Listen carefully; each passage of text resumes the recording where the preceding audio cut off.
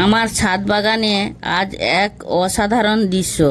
প্রচুর পরিমাণে ফুটেছে ধুতরা ফুল।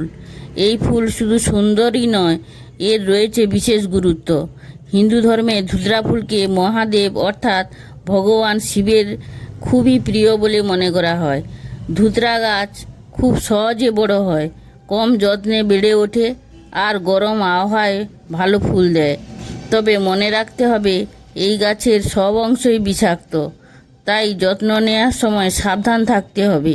শেখার বিষয়, ধুতরা গাছ রোদে ভালো বাড়ে, কম জলে টিকে থাকতে পারে। ঔষধি গুণ থাকলেও সরাসরি ব্যবহার বিপজ্জনক। এই ফুল দিয়ে মহাদেবের পুজো করলে অনেকেই মনে করেন মন শান্ত হয় এবং ইতিবাচক শক্তি বাড়ে। আপনিও যদি ছাদ বাগান করেন, একবার ধুতরা গাছ লাগিয়ে দেখতে পারেন। সৌন্দর্য আর আধ্যাত্মিকতার এক অনন্য মিল পাবেন।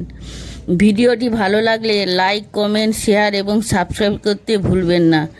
Thank you.